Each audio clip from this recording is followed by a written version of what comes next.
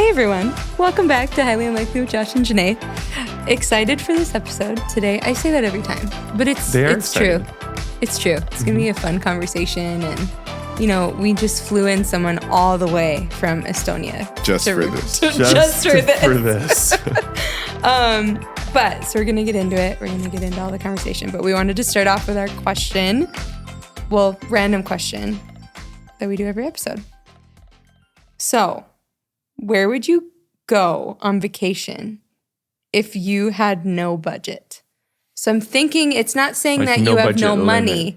I think it's that you're saying you can. That's called a staycation. That's called I'll stay home. I'm going to the spare bedroom. Right. Sky's the limit. You don't have to think about the budget. You just get to go do what you want to do. I would go to Japan. Really? I'd go check out the coffee scene in Japan and maybe hop over to. I would do an Asian coffee tour. Wow. Because they have some of the most innovative techniques and equipment, and I would just love to immerse myself in like cutting edge stuff. So that is so neat. Wow, I didn't know that the Asians were on the cutting edge of coffee. yeah, some of the best coffee shops in the world are Really? are in like Japan, South Korea. Wow. And then we use all their stuff believe like that. in the coffee industry. So Wow. we get it like third hand, you know, like Yes. it's been developed and tried Right. and then we Wow. get it. But there it's like first time. Wow. So real quick, tell us the main components of a great coffee. Let's just show everybody, wow them with your knowledge real quick. This is such a subjective question. Is it the one that you made me in your office in Ellendale, North Dakota? Was that the cutting edge? The best one you're gonna get is the one that I make. No, I'm not that conceited. No, but I think there's so many. To answer the question, how Jordy would answer the question is, it's situational. There's the setting, the people you're drinking it with, and the quality of the coffee. And if you get those three things in a great match, then it's going to be good no matter I love what. that. So, Yeah, that's so great. yeah. I know you much are more like a about- technical coffee guy, though, so you could flex on it, but we'll accept that you're not. Give me anaerobics. Give me single origin. Oh my gosh, that's like another language. It's like I like, have the decaf instant coffee organic at home. I think I have to go. yeah, you're I was insulted. like, you would be offended. I mean, Somebody sent me a picture this morning. I can't wait to have coffee with you. And they sent me a picture of K-cup, great value K-cups that said high calf. That's all they said on it. I'm not going to come visit you. I'm not having coffee with you. right. Yeah, but I probably would try one of your coffees and be like, wow, this is amazing. Yeah. Okay, Jenaye, where would you go? I mean, I feel like this is so generic of me, but like, I'd probably go to an all-inclusive because it's just inclusive with the experience, and probably Hawaii because I've never been, and that sounds cool. But that's so very generic of me, not as cool as yours. But that's what I would do. I see Jenaye would hunker down somewhere, I think. I would do like I would hunker down. I would do like a 9-day African safari, seeing different, like around Greece and Rome, like that sort of thing, and like see some historical places. Yeah, if you planned it thoroughly, I would come with. I think when it comes to trip, I'm like, it's the planning part and the logistics where you're like, I'm still the secretary of the family on this trip, right? Yeah. So to me, it's like, I would pay to not think about that if there was no budget, right? But that sounds so fun. Yeah, I didn't say anything about children. Yeah. That's true. We all have to have like that spreadsheet friend that'll just plan out the whole thing. Tell me what I'm eating for breakfast. Right. You know what I'm saying? All and that then stuff. I'm just along for the ride. We just talked the other day. We were talking about a trip coming up next year. And I was like, we were kind of stressing about where and what and all the logistics. And I'm like, maybe we need to try a travel agent for the first time in our lives. I don't know. Have we reached that point? I think we've reached that point. I think we've reached that point. That was fun. So all the travel agents out there, there's your sign. Someone did just give us a card recently. Okay, random fact. But okay, so yes. Elizabeth wasn't able to be here, but tell us about your family. Yes. Yeah. So I have a wife, Elizabeth, and she's from Minnesota. And I have a 6-year-old, beautiful, energetic, smart girl named Emilia. Yes. Amelia. Oh, Very sweet. Sweet. Yeah, she's in Estonia. She goes to Estonian school, so all day Estonian language. Like she's fully immersed. She speaks Estonian better than both of us. She's like correcting me in public, just like throwing me under the bus. How old was she when you guys went there? She was 2, turning 3. So she was learning English at the same time as Estonian. So. Oh my Lanta. So Jordy, where is Estonia? Man. Because I know a lot of people are wondering, like, what is yes? Estonia? I remember when you guys went, and I was like, I do not know where that is. So most places where I go, I ask, who in here knows where Estonia is at? And it's usually like somebody that's like really into Eastern European politics or something like that. But Estonia is, on most maps, you won't really see it, the older maps, because it was part of the Soviet Union. And when you pick up those old textbooks, it's like not even a thing. Wow. But if you find Juneau, Alaska on a map and you draw a line straight across, like latitude east, till you get to the Russian border. And that's where Estonia's at. Really? It's on the Baltic Sea, Finland, Sweden across from us, Russia to our right, our east, and below us is Latvia. So another country where nobody knows where it's at. But I will remember that, Juneau, and go straight east. Yeah. A long ways. But big cities like in that area are like Helsinki and Stockholm. And, Yeah, St. Petersburg, Russia, which is the second largest city in Russia. So. So how do you cross the Baltic to go to like Finland? Yep. It's a 2-hour ferry. I drive my car right onto the ferry and I go to Helsinki. They have nice coffee shops and they have a Taco Bell. So, they have all these Michelin restaurants and stuff like that. But where's Jordy going? He's hitting up the Taco Bell. There's just things you missed. Yeah. Is so funny. There's a history to Helsinki. Is there like there was like a big Pentecostal revival? Okay. That happened in Finland, Really? and there's some great Pentecostal theologians that are from Very cool. Helsinki. So Wow. Yeah, I think I have a friend who is a part of One Hope, and he is responsible for the Baltic region. And that's cool. So Is that David? Yeah. Oh, cool. Kind of cool. So how did you end up living in Estonia with your Minnesota girl wife? Mm-hmm. And, Girl wife. Minnesota girl. Highly as a unlikely wife. to be going from, because you were in Ellendale at Trinity, correct?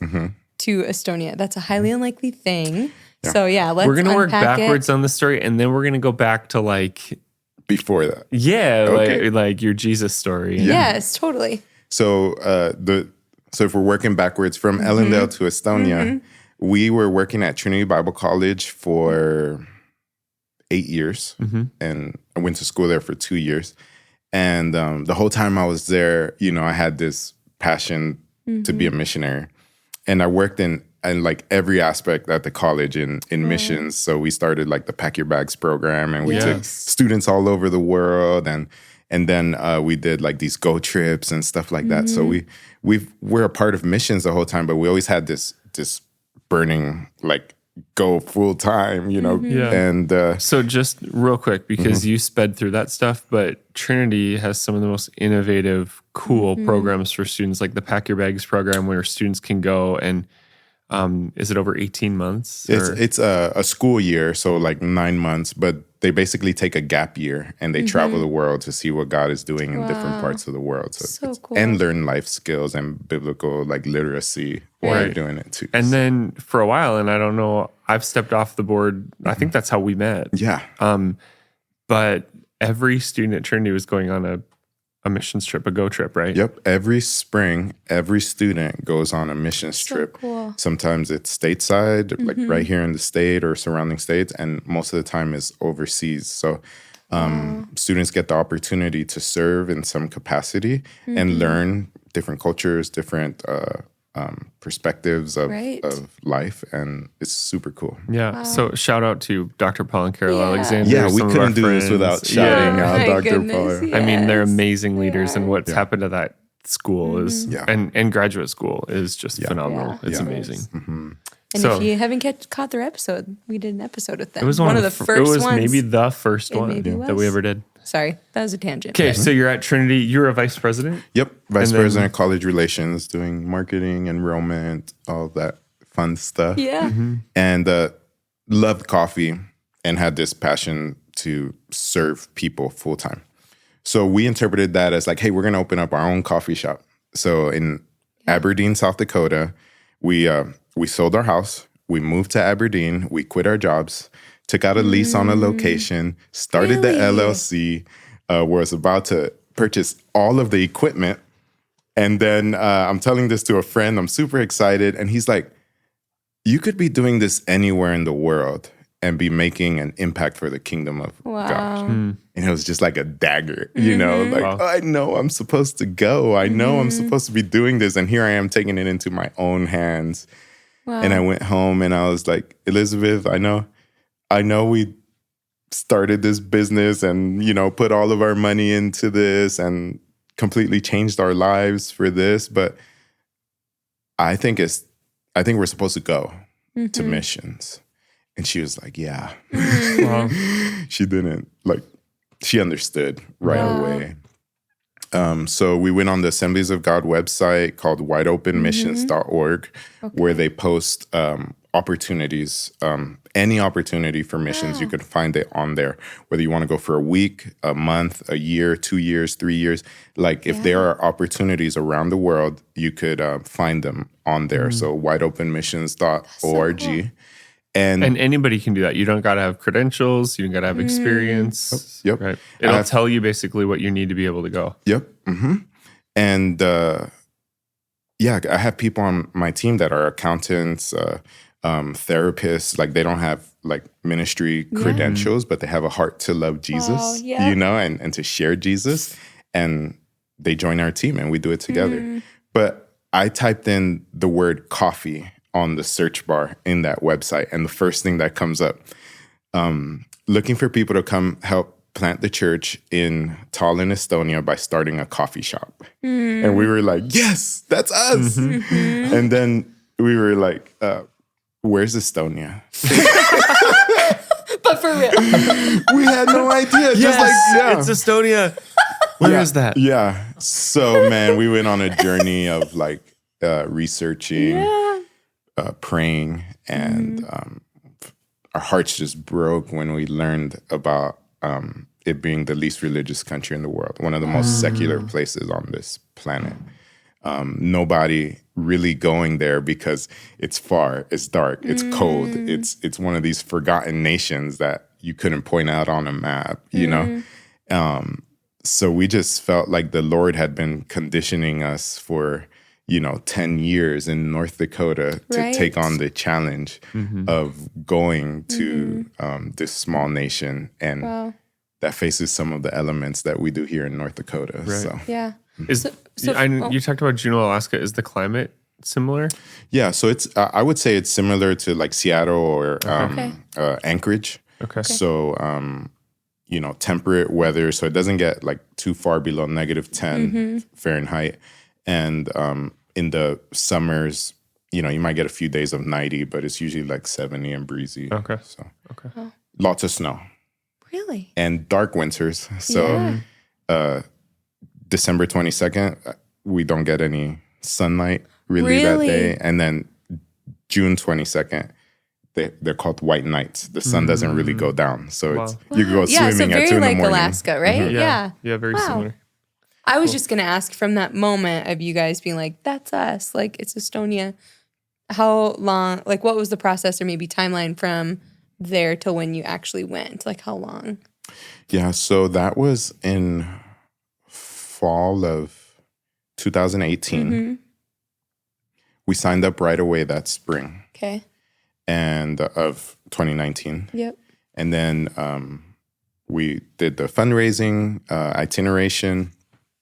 And then we went right before COVID got it was the summer after COVID, so 2020. Okay. Wow. So I would say 2 years from like signing up to go to like actually being on the field. But you throw in the caveat of like COVID in there that slowed everything down. Yes. So. Wow. So you guys went and you started, tell us what happened once you got there. Yeah. So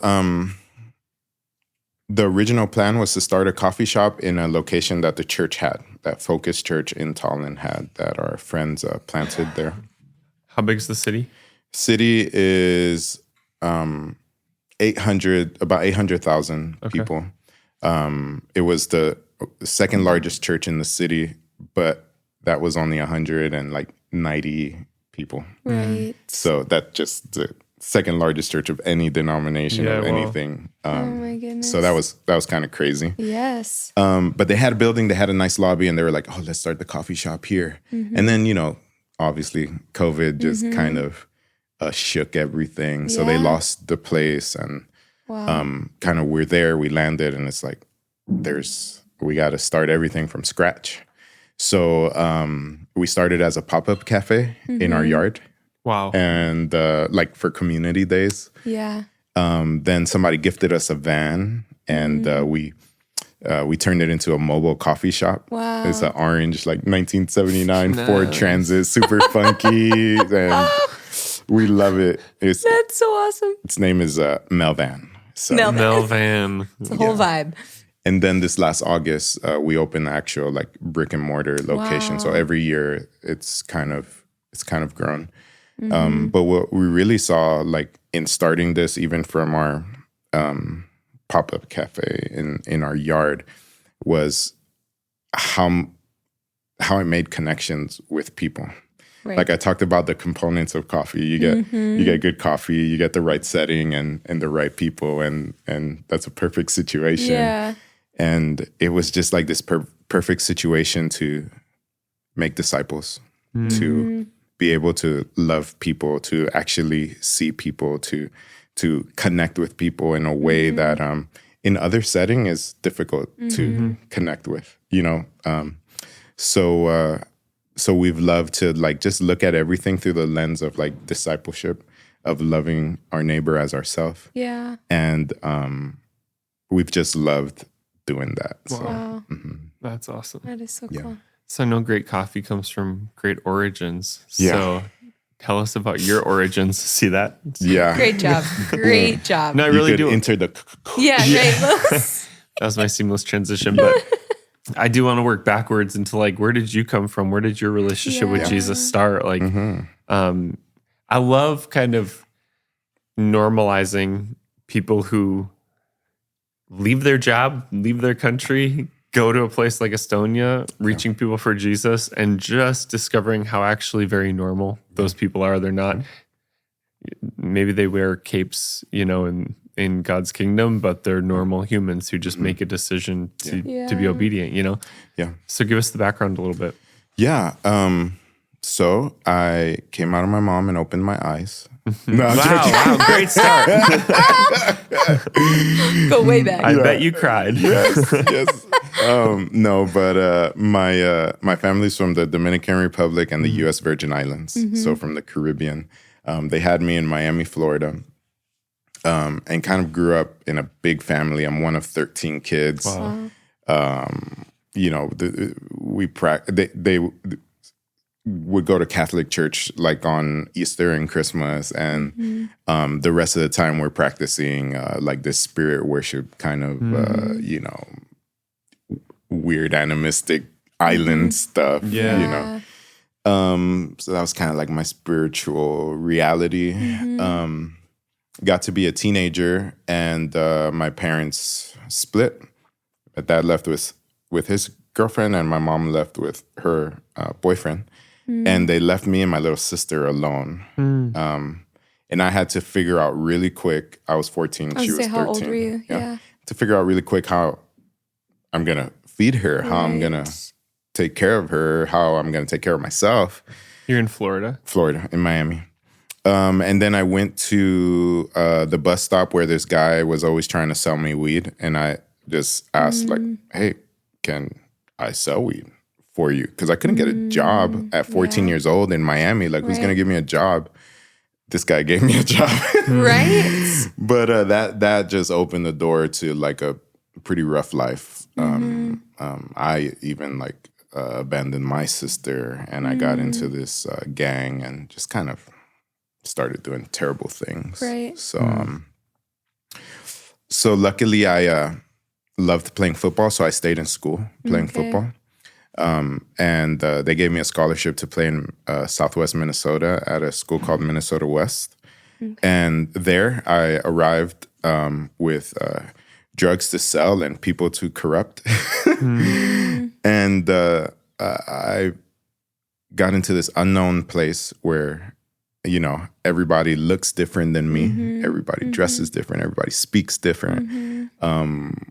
I don't know anybody. You know, I got hurt playing football, so I was out for the season. I completely shattered this right knee. And there I am, alone. And I just felt like, I don't want to do this anymore. I not just like be in school, like I don't want to be alive anymore. Like there's nothing to live for. Yeah. And this girl who's now Elizabeth, she's my wife now.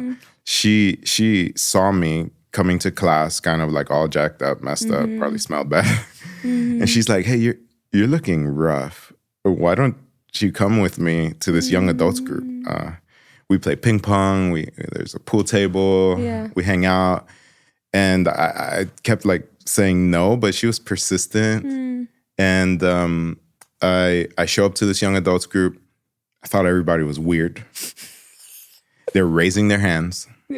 They're singing. Somebody's in the front with a guitar. They have their eyes closed. They're saying things that's not the song. You know what I'm saying? Like what is going on here? Such a beautiful perspective to have, though, in ministry. I think. Yeah. Like entering this after never being in church in my life was like a, you know. Cool. So I was leaving. I actually was like, no way. Like I thought they were a cult. I literally thought like these guys are weird. And when I turned around to leave, I looked around and I looked into their faces and I saw that something was like different about them, you know, like, and it was kind of like I wanted that. Like it's like what I had been like looking for, right? You know, but like I never really had, you know, I had tried the drugs, I had tried a bunch of other things, but like I never got to like that point, you know? And I'm like, I want whatever they have. So I stayed, and the pastor at the end, I couldn't tell you what he preached on, but he said, if you want the joy of the Lord in your life, raise your hand. I want to pray for you. And I raised my hand. And my life's never been the same since then. You know, went home, threw away a bunch of drugs, like literally started to like work on changing my life. And the Lord as well was working on changing my life. So, yeah. Wow. And you married that girl. Yeah. It took a long time. 5 years later, you know, wow. She wasn't ready to get with ex-gangster drug. Her dad wasn't ready. Yeah. Maybe she was ready, but her dad was not ready. He said no 5 times. But now as a dad, are you kind of like, what's your perspective on that now as a dad? Oh, man. Probably different because you've lived it and lived the redemption story, right? But no, I'm still like, no. Like, I'm the guy that's gonna like hurt somebody, you know? Like, oh, you brought my daughter late? I'm gonna actually punch this dude. Like, so anyways. Jordy, I don't feel like you even need to punch him. I just think you need to look at him a certain way. Yeah. He'll get it. But then I won't be satisfied. I need to get the punch up. but then it's for me. It's for me, really. Yeah. I mean, if you're not watching on YouTube, Jordy has probably the most unique, cool hair. That could be intimidating too. Yeah. But I'll just whip him with my hair. I mean, like your hair, it probably is quite heavy. I would be very interested how heavy that is. Yeah, I've never really like weighed it, but I'm sure it's probably like 10 pounds or something. That's like, you probably have a very strong neck. Yeah. I don't have good posture in my neck, and maybe if I had your hair, I would totally. It would offset. You probably do. I don't have much of a neck, so it's like it works. I have extra. I'm sorry. Went from like a very deep moment to talking about your hair. I feel like I need to grow out my hair like Jordy. Can I say something really funny? Yes. I went to Estonia to get my license. They make you take a health test. Like a full health exam, like complete. Just to get your license? Just to get my driver's license. Really? And the lady comes out, and I know Estonian, and she doesn't know that I know Estonian. But she takes me out into the lobby and she says to the other nurse, "This guy's neck is too fat. We can't give him a license. We can't certify him. He's going to have to take a sleep test," because they were scared that my neck was so big that I was going to fall asleep driving. Yeah. Really? So anyways. So wait, did you say something in Estonia? No. I felt so defeated inside. I was like, don't change your face. like, where's my button-up shirt? I don't want them to see my neck. Anyway. Oh man. All right, so we covered beating up your daughter's future boyfriends, the weight of your hair, your neck. I mean, jumping to, I like how we've covered what you guys are doing now and then your story. I think I'd love to hear more about, like, what has God done through your work in Estonia, and like, stories like that. I mean, that was a really funny story, but like, what has the Lord done? What divine appointments? What, just would love to hear. Yeah. Even like, what are you up against in Estonia? Yes, like, what are people too. dealing with, you know, or believing? Yeah. I'll start with that maybe. Okay. Yes. So Estonia is a very, it's a very beautiful place, amazing place. But they're coming off of like occupation, Soviet Union occupation. So they've been a free nation for about 30 years, over 32 years. So that brought about a lot of suspicion, a lot of you guys? of everybody. Okay. So it was during Soviet times that if you spoke your own language, you would, get in trouble and receive less rations that week. Wow. If you were worshiping, and your neighbors ratted you out, you could be like deported, to Siberian labor camps. So it created like this really distant people because everybody and anybody could like be an enemy. So come, 30-something years later, this is handed down, generation after generation. This thing has happened to people's parents and grandparents. This isn't like ancient history. This is like... Well, I was thinking like if we would have been born there, like that would have been a part of our life. That's crazy. So we would have been raised in just a post-Soviet, just brand new nation, you know? So people have this distance with other people. People have this general, like, no room for religion or faith. Okay. Like, it's something that's, like, not a part of Estonia. So is it that they're, like, atheist or agnostic or, like, what? Undefined? Yeah. Yeah, I would say most people are just generally, like, apathetic. Like, so what? Yes. Okay. So it's not like true atheism where like they have like, here are the reasons why I don't believe. A lot of people that I meet just have never met a Christian person who like actually loves Jesus. Right. So it's kind of like we're dealing with this like just like there's no premise of like or foundation to like start a conversation about. So we're starting from scratch. We're starting from even the concept of like loving your neighbor in a country where you're suspicious of your neighbor. So that's kind of like the people and the kind of like the spiritual climate. That's why a coffee shop works great. Like having a reason to be in people's life. Having something to talk about. Having a place where people can regularly interact. And just knowing that like, it doesn't all have to happen in this one conversation. Right. Because they'll be back. And you know what? They're going to pay me to come back. So a lot of people freak out like this concept of a coffee shop. Like, what if they leave and they weren't saved and you didn't talk to them about Jesus? And it's like, and I tell them just that, like, I'll probably see them tomorrow. Right. And I'll probably invite them over to my house. Probably I'll have a better basis of relationship too. And So is coffee like a big thing in Estonia? Yeah, coffee, and people drink coffee a few times a day. Okay.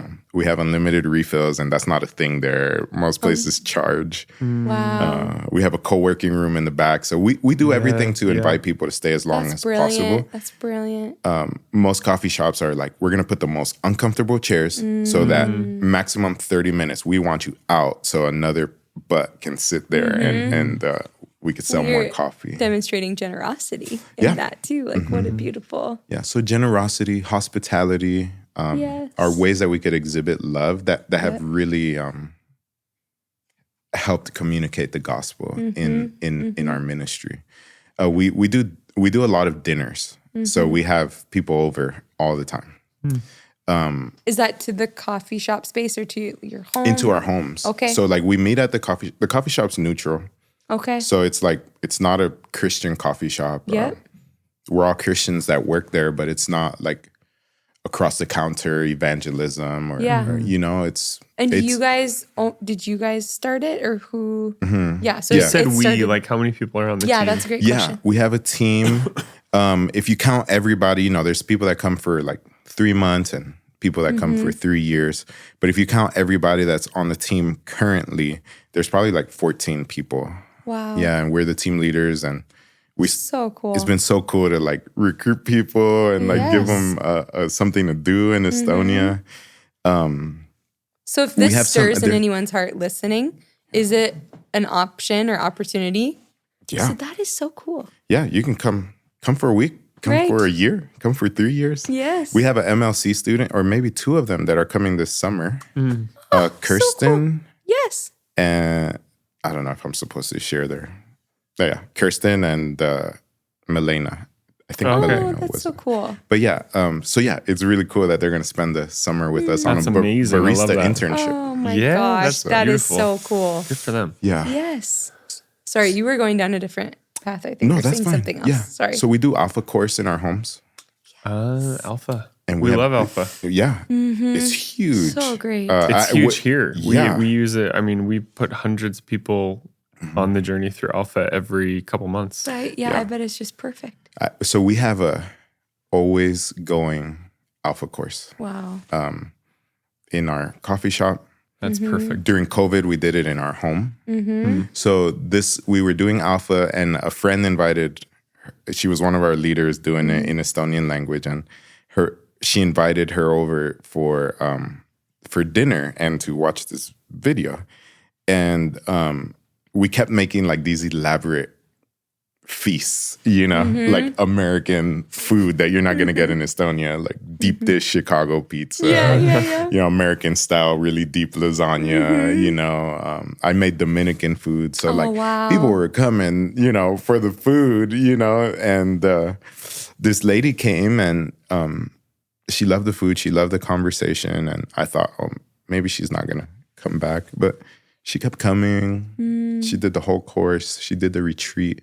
At some point through that, she said yes to Jesus. Wow. It wasn't like this, like, I'm saying this prayer. You could just see the transformation in her life. Right. Yep. And she showed up one day and she's like, I want to get baptized. Like months later, I want to get baptized. We hadn't talked to her about baptism. She's like, I want to get baptized. Wow. And it was so beautiful to see an Estonian that has said yes to Jesus voluntarily decide to like get baptized and search that out because she saw it in the scripture. Yes, right. So it was beautiful to see that. And it was sad at the same time to see that she was, her husband wasn't there.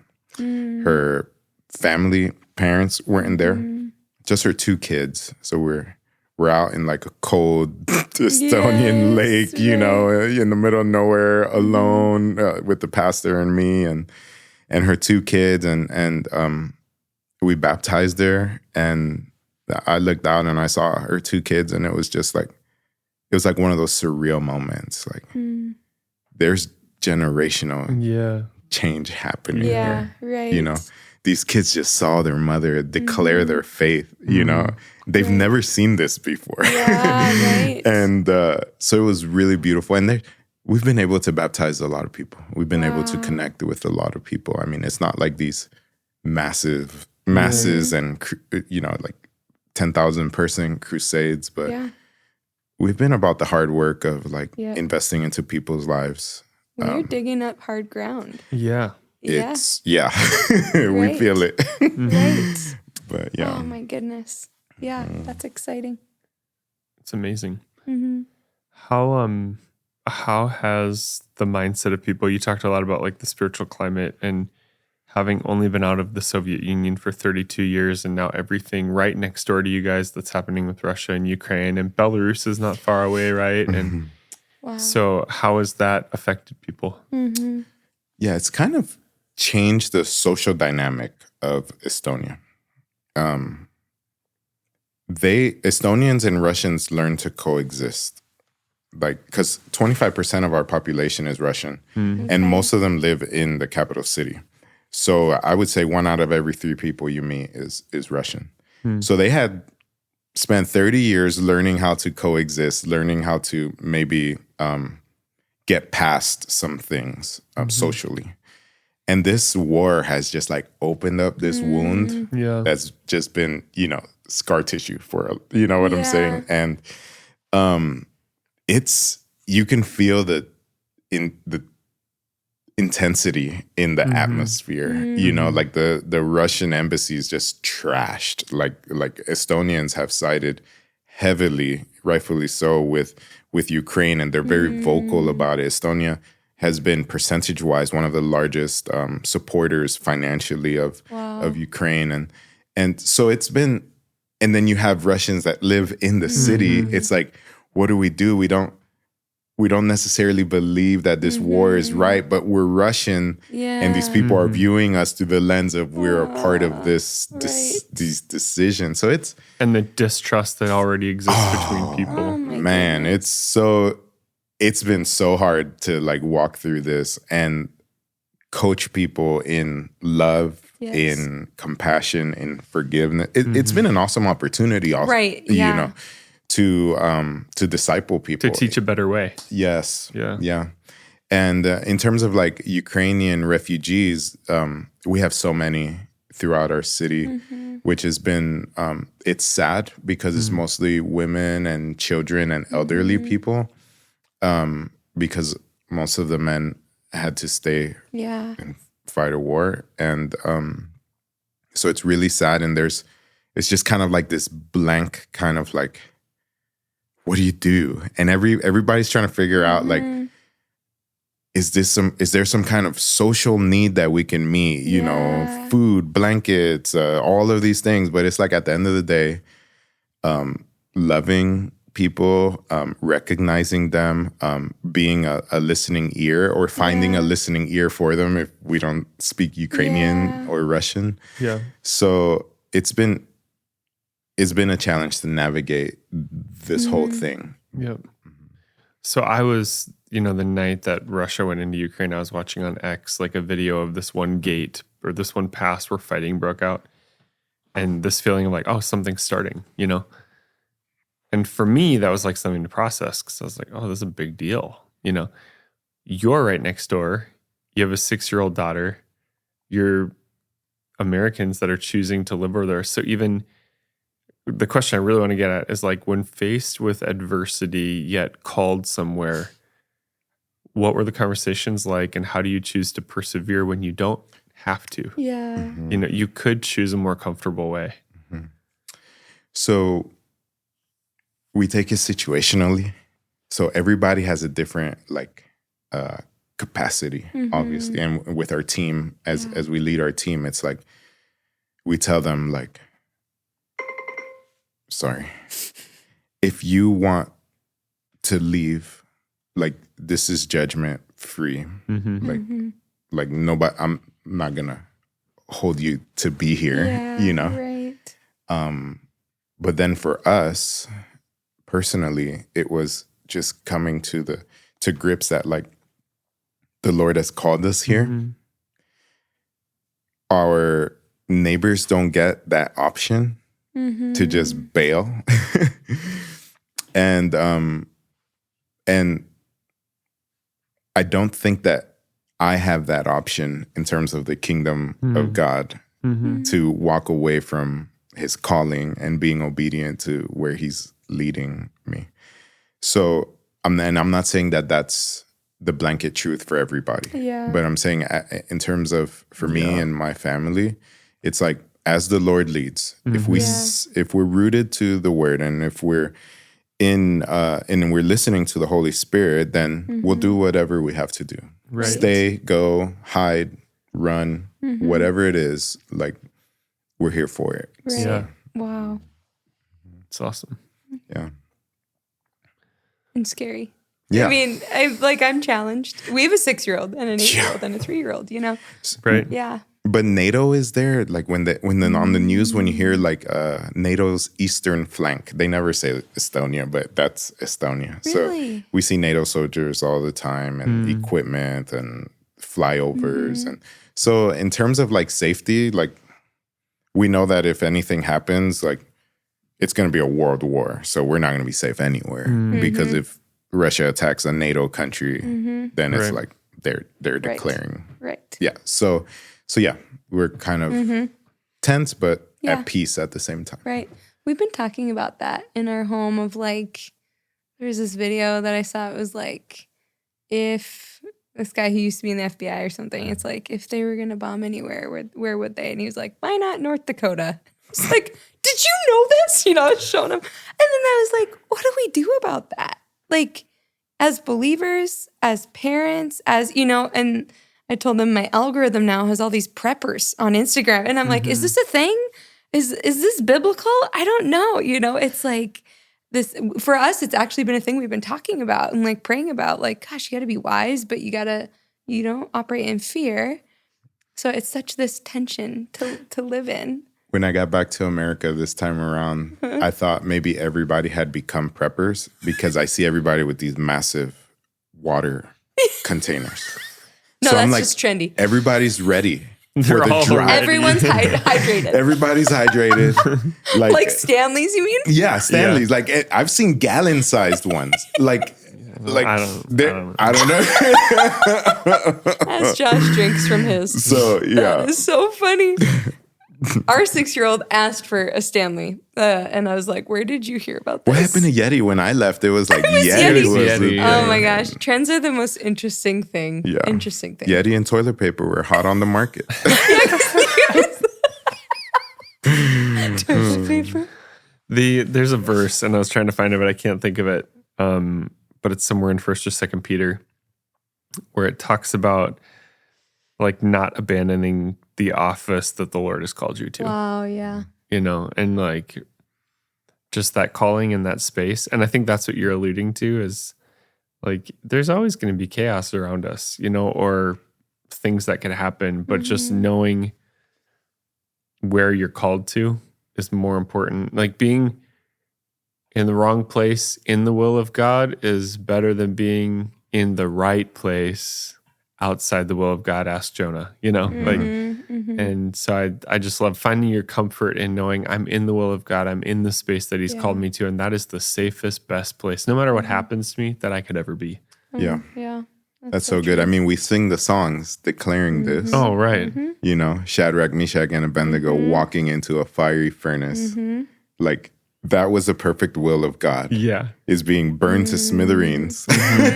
But there's another in the fire, you know? Exactly. And God's will wasn't, you know, for them to perish, but to show himself to be true and real. So we just think that another in the fire is like about the person at work that was mean to us. You know? Not about like actually being thrown in the fire. Yeah. Yeah. But no, I'm kidding. That's like, Well, I mean, yeah, you can. It's truth. There was one piece of your story that we didn't get to. So you talked about, you know, coming to Christ and then pursuing your wife and, you know, walking through the trials that were, or the resistance maybe. And so from that point, how did you guys end up at Trinity? Like where did that come from? Yeah. After I got saved, I got baptized in the Holy Spirit and had like this like vision of like helping. I saw myself helping others that looked different than me and that talked different than me. Like they were talking another language. So I knew that like I was supposed to commit to serving those who are different than me. Like like I just knew it. And Did that apply to Minnesota accents? Yeah. Yep, I'm right where I'm supposed to be. Yep, I'm in the perfect will. Yeah. Oh my goodness. No, but I immediately like started looking for other schools that had a football program and a missions program. And Trinity had that. Yeah. And I transferred to Trinity, Wow. left a full scholarship, and entered, a intercultural studies program. And then 2 years later, Elizabeth came and did a elementary education program. Wow. That now it's just a paper on the wall. Yeah.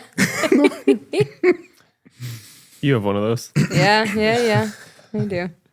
My background's in physical therapy, but we kept that piece of paper. Yes. Yes, we did. Yep. That $40,000 piece of paper. No. I know. I will not give up my license. That Yeah. I haven't felt the Lord say give it up yet. So. Yeah. But yeah. Okay, so that is so interesting. And then from that, you guys went to school there, and then it was on staff. Were both you on staff? Yeah, we were both on staff. Okay, very cool. Pack your bags, and then Elizabeth did marketing director, and I oversaw marketing, enrollment, and recruitment. Wow. I keep thinking you say marketing and romance. Oh, yes. I oversee the marketing and the I romance. oversaw all romance at the Bible You probably had to College. oversee some romance at Bible school. Oh, my goodness. We won't. That's a whole nother That could be a episode. whole podcast. Yeah, it's like Is coaching Ring our by students. Spring very true? I've heard this. I didn't go to a Christian. Is that more 90s or any Bible school. college, like Ring by Spring? Like, No, man. Now I it's heard- like we have to find the trendy like rhyming, but like have a baby before you graduate. That's the thing now. Yeah, not just Ring by Spring, but procreate before you graduate. ooh, Okay, do you know what I Tag it. call him? Do you know what I call him? I call him the Christian Weird Al. Because he can make a song, he can make a rhyme. One day he's like, Jenaye, what do you think I'd do if I wasn't pastoring? And I said, you would be the Christian Weird Al, and you would have a YouTube page. Because he can just, It's true. Now comes. our kids do it. They sing They these do. songs. They where do. I'm like, Our kids can what do that. is happening? I yeah. spent too much time listening to Weird Al, so I would. I guess I don't I even would know follow what he your sings, page. but I Yeah. just know he made interesting parodies and Yeah. songs, and I was like, you can do the Christian version Yeah. of it all. Yeah. So, Some people listening to this don't even know who Weird Al is. In fact, I realized that Logan's in the room. Logan, do you know who Weird Al is? Yes, wow. well, good. I think that there's like a documentary. I saw like a commercial for it. So there may be some dark stuff with that guy. I have no idea. All I knew is that was his name. So you know you're old when they start making movies about like your early life superstars or whatever. Like We're this there. Bob Marley movie, Weird Al movie. We're you know. there. the documentary about, yes. Yeah. This is how I knew I was old, because I was on one of our church programs and I saw Logan, who's in the room. I saw his birth date.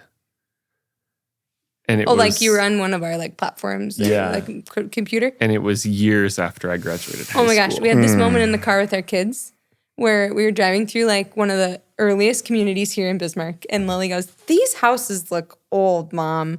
Do you think that when they were they built?" And we were talking. She's like, "I think the 1980s." Oh my God. And I said, "Lily, we were born in the 1980s," and she goes, "No." And then she bursts out laughing, like the shock of her life. I was like, "Oh my Oh, gosh, man. this is humbling." This is happening. This is happening. I'm sorry. That was an We're interesting there, guys. tangent. We We are. are. Where were those people? The 1980s, you ancient human.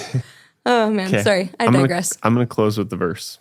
Beautiful. But thank you for being an example of going. Thanks for telling Yes. everybody on this podcast like how to go, because Mm-hmm. I think in some ways like the art of being a missionary and just the obedience to it's not like something we put in front of people very often anymore. So I think people are still Mm-hmm. called. They just don't know there's opportunity. Yeah. So thank you for putting that out there. Yeah, Can my I say prayer one would last be. thing? For sure. Oh yes. I just wanted to say that you can just come. You can just go. Like you don't need to have like a Bible college degree Yes. or like tons of experience. Like we have people from all walks of life, mechanics, accountants, Yeah. baristas, you know, like love if it. the Lord has a call on your life, like just come. Yes. Yeah. My It is prayer would actually be that one of- some people from this episode, that you would see some people come. It is No actually matter in how the long. deepest part of our denomination and movement of sending people. Like in the way the disciples were sent, of like just getting them on the field and the go. Yeah. You know, Mhm. over the last 100 years has been so strong Mhm. and such a strong part of who we are as people. And yeah, we don't want to lose that. No, It's important. definitely. It says this, 2 Peter 1:10, therefore, brothers and sisters, be all the more diligent to confirm your calling and election. That's the part about the office that God has called you to. For if you practice these qualities, you will never fall. For in this way, there will be richly provided for you an entrance into the eternal kingdom of our Lord and Savior, Jesus Christ. That's what we're talking about. Like, that's the safest, best place you can be. Yeah. In that place God has called you to. Right. So that's it. That's all I got. Jordy gave us all his best stuff. Yeah, Jordy, thank Inspired you. us. Thanks for having us, and thank you, Evangel, for supporting us since day one. I think y'all were like our first supporter. Oh, Yeah. Like that's literally, awesome. like if you could pull up the records, you guys are our Really? first Oh, supporter. that's So so thank you cool. for always being there. And Shout out to Pastor Sam Happip, who Oh my always makes goodness. sure that our missionaries are taken care of. the best. He's the best. He is. And How long are you guys back for? Hopefully only till June. Okay. Yeah. Yeah. Wow. Yeah. Yeah. We'll be praying for that too. All right. All right, close take us out, babe. No, Oh, you. no. Okay. You got it. This has been Highly Unlikely with Josh and Jenaye. No. Thanks for listening. We love you guys. Subscribe, share it if you think that somebody else would benefit or want to even support Jordy and Elizabeth and the Yes. work that they're doing. And we're all for it. And that's it. Bye. See you next time.